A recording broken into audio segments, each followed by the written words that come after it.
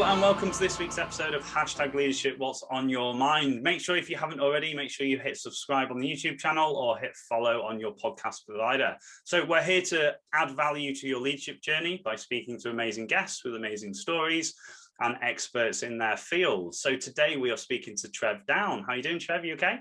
Yeah, fine, thanks. Good. So thank you so much for coming on today. And we've got a little bit of a military history together. Obviously, you were at Fairbourne.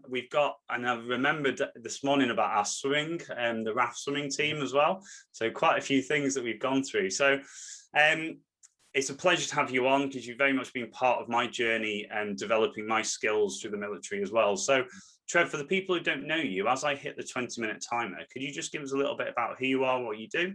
Yeah, certainly. I'm Trev Down. I joined the Air Force in 1985, a long time ago. So that's 36 years.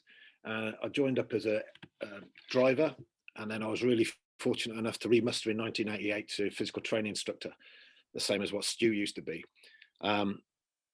After 14 years, I commissioned, so I became an officer, and I became a physical education officer. Then they got rid of that branch and I became a training officer. And as I became a training officer, I was really fortunate enough to be promoted to Squadron Leader. And my first tour as a Squadron Leader was OC Fairbourne, so where Stu used to work. Really, really good because I was 200 miles away from any of the hierarchy. So it was a nice sort of encapsulated station, if you want to call it. And it was really good because we had our own sort of own work ethic, which was very positive, in my opinion. After 18 months there, I was really fortunate enough to go back and become officer commanding the School of Physical Training. So as an ex-PTI, to become the officer commanding of the PT school was brilliant. It blew my mind. It was all I wanted to do. Unfortunately, a job opportunity came up after 10 months being in post, and it was a full-time reservist post, working on the same unit at Cosford. But because I've got a family, quite a big family, the wife's serving. She's a full-time reservist as well. She's a physical training instructor at Cosford. And I've got 4 kids, and we happened to just buy a house in Telford at that time.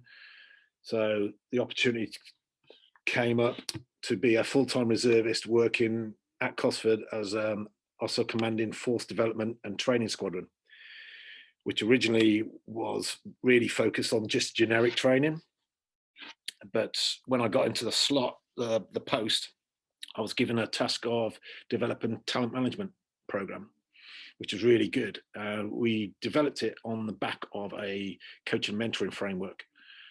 And we now deliver ILM level 5 coaching and mentoring, ILM level 5 leadership, change management, applied innovation, human performance, all courses to look at developing, and courses which really are currently quite sought after are mental health first aid. So we've seen our output like quadruple in the last year, and also suicide awareness as well, training. So we deliver all of those.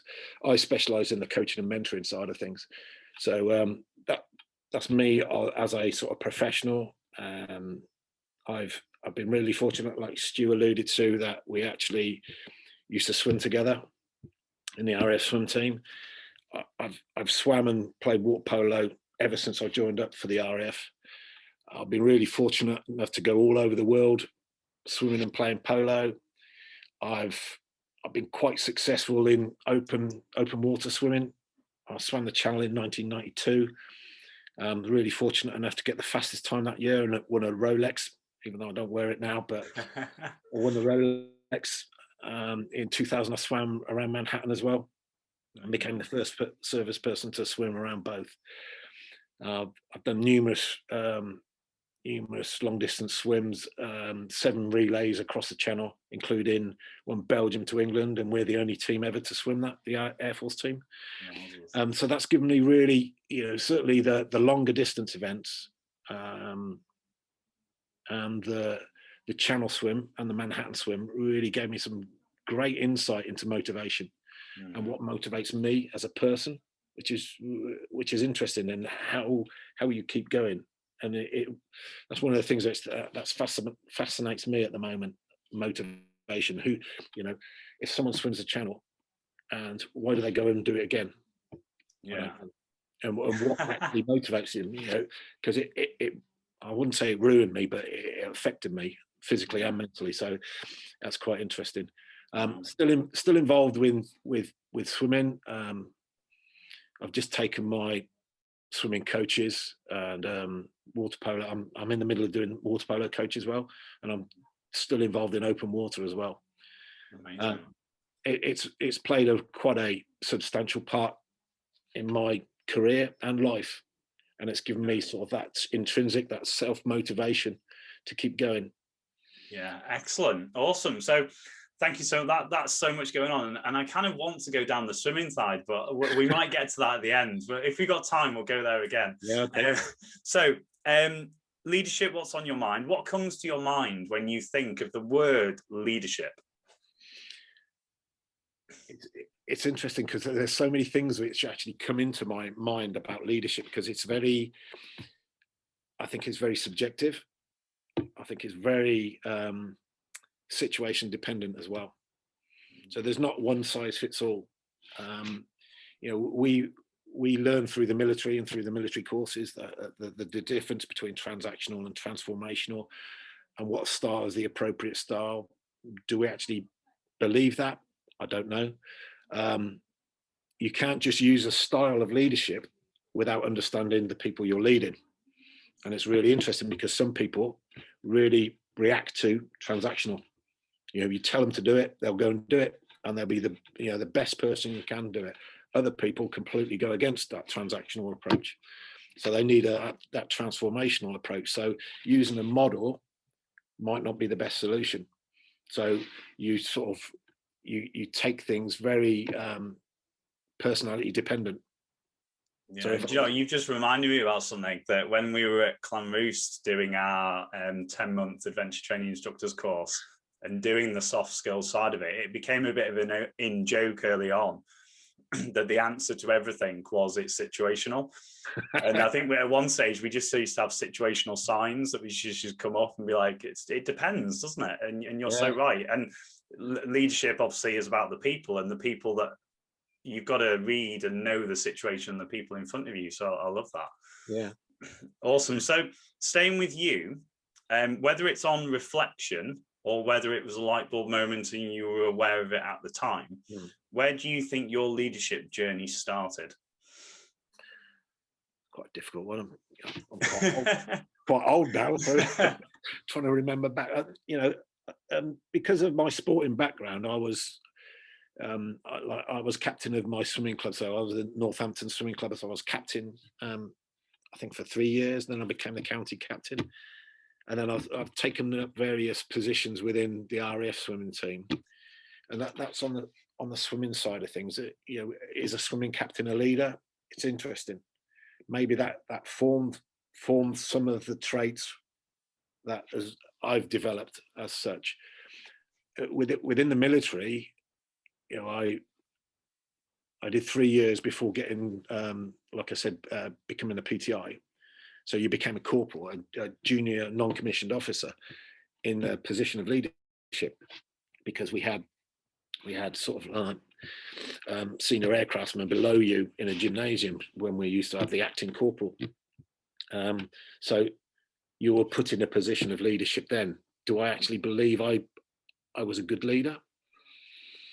Maybe not. I don't think that there's it's really interesting. I suppose as I grew up as I became older, I became more self-aware. So as you become self-aware, you become a better leader, because you're aware of what you in your actions have on other people. I suppose I did start understanding what leadership meant when I saw, and I don't really want to be negative, but negative role models. So I'd see a senior NCO walk past the bin to come into the office and ask someone to go out and pick up the bin, when it was probably easier to go pick up the bin yourself and put it down. So I looked at that one, I'm never going to be like that. And then as you progress through the PTI course, through your general life, you experience, and through your work life, you experience people, you go, I'm never going to be like that. Yeah. So I'll consciously go, okay. So you always, you hear that, don't do as I do, do as I say. I'm not a great fan of that. Treat people how you would like to be treated. Or now I believe treat people how they want to be treated is even better. Yeah. So I don't think there's been one light bulb moment. I think it's been a progression. And as I become more self-aware, I become more aware of the environment as well. Yeah. I hate to say what we said, but you adapt your leadership as you go through, and depending on the situation. In certain situations, you have to be stronger. In other situations, you go, okay, why do I have to get involved in this? Because everything's working fine. Yeah. So can I just pick up on something? Because it's probably a perfect opportunity to explore this and explain this to the audience, because I'm conscious that we're not all going to be military background and know these structures. So I know, and I've laughed before about now being out, still having that real increment to calling people sir still. It's quite comical how it gets ingrained in you. But just explain, because you've done both sides. You've done the great side and the dark side. But but just explain to people about the non-commissioned officer and the officer and what that means in military terms, and especially to do with leadership as well. Yeah, so if you're enlisted, you just join up in what they call in the ranks, and you become, after a while, you become a junior NCO, which is a junior non-commissioned officer, or a corporal, in other words. And you start your leadership training, although they do introduce elements of leadership training in basic training, but you really start focusing on leadership training sort of through your generic courses, junior management and leadership training, JMLC, yep, junior management and leadership training, that's a thing then. And then they go through intermediate management and leadership training, then advanced. So you progress, as you progress through the ranks, you get more and more training, and more tools and techniques are given. You've also, on the back of that, you've got the generic performance statement, which highlights traits and attributes which you should be developing as you go through the rank structure. On the non-commissioned side, you can get all the way up to warrant officer, who holds the Queen's commission, or the Queen's warrant. But then you could become a commissioned officer, so you have another sort of structure above the enlisted, where you're supposed to be leaders of the non-commissioned people. So you could have examples where you've got someone who finishes officer training, finishes their professional training, and that could be in their early 20s. They could be put in charge of a warrant officer, a flight sergeant, who could be in their late 40s, 50s. So it's a really interesting leadership dynamic where you have to trust, as a junior officer, you have to trust the senior people within your section as such.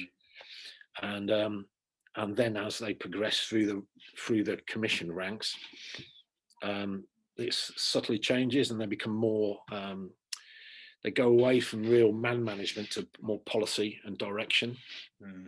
Yeah. So you're only, I would say group captain is the highest, but so group captain, you're probably in charge of a station. So you'll be involved in the people and process and the policy on that station, but heavily involved in the people. But as you progress further up the officer cadre, you're sort of more into policy and dynamics, etc.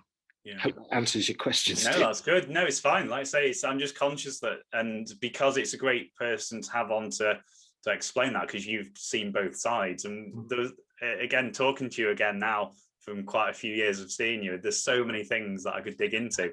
So we talked about Fairbourne, and you were the OC, Officer Commanding Fairbourne. So you were kind of like the CEO, if you like, of Fairbourne. And I'm obviously, what I'm creating through Star Development is a bespoke programs and courses where we can really replicate in a selfish way, because I loved Fairbourne and how much flexibility and dynamics we had within that area of having a great facility and environment to train people. But also the buy-in from everybody at every level of Fairbourne to give that flexibility within the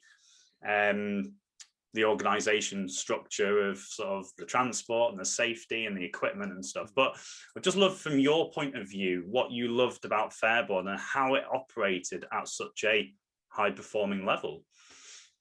Yeah, you know, I've got to say, I look back and Fairbourne was one of the best tours I ever did. So in my 30 odd years as a regular, Fairbourne was superb. You know, like you just said, the work environment, the location was brilliant. You know, I think in my first week, I went with Matt Wilkinson and I shadowed one of his classes, and we just went for a walk on the beach, and he was doing the classroom and on the beach and drawing models on the beach. It was just superb, just completely, you know, taking it out of a classroom, the old didactic Victorian classroom, onto a beach where people would, and the students would, remember I did that on the beach. So it's another thing of, you know, that cognitive development side of things. But going back to your question, I believe it worked really well, certainly, and this is my subjective view. So from when I was there, I went in and I was a Adventurous training instructor when I was a corporal. I'd done a number of unit Adventurous training jobs, but never worked in a centre. So when I was promoted into there, I knew I wasn't the best at Adventurous training. So for me, I had to lean heavily on, you know, my colleagues and friends. So Nathan, Foxy, I had to lean on to those individuals for their experience. I had other areas that I could focus on. So the softer skills, the coaching and mentoring, and we started to look at that. So I think I was forced into the way that I needed to be aware of what was going on, and I was happy to sign off the risk. However, I was leaning into the specialists, the experienced individuals within the team, for their opinion, and then you would make the decision, which was really, I think it was really beneficial for me to be, you know, brought up to speed, but also beneficial for them because they had ownership, and they had, you know, you were giving credit where credit's due. You know, I was leaning into it and then go, yeah, okay, thank you very much for that. And it wasn't just playing lip service to their opinion. I was taking that opinion on board, and I think the whole dynamic we had there was where we were there for the students. We weren't there for anyone else, and the whole dynamic was, if we could develop the student in that week to at least leave Fairbourne having understood one bit about themselves, that would be a successful week for us. Yeah. And you know what? I kind of, from my point of view as well, it was such an amazing experience, because it was just, for my favorite part of the week was a Friday. And that's not because it was over. It was because, say again, sorry? Cakes on Friday. Cakes on Friday, yeah. But it really took me back, and it got even more amazing as we were there, about these young people, predominantly younger people that were coming to develop themselves, but also the senior leaders, the officers, about what they stood up and talked about on a Friday, about what they'd got from their week. It was just phenomenal, and several times it just blew me away. And some of the quieter people within groups stood up on the Friday and was like, wow, like, you've not said much for a week and you've come up with this great presentation about what you can take away from it. But from what you've just said there, how many times on the podcast have we spoken about people saying about, as a leader, they don't need to know all the answers.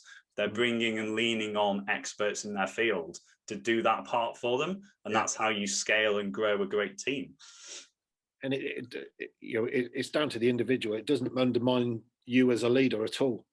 Yeah. You're appreciating that, a leader, and I suppose you could come into mentoring, because one of the issues within the military is people automatically assume the higher rank you are, you can mentor them. But your mentoring is about having the experience to share.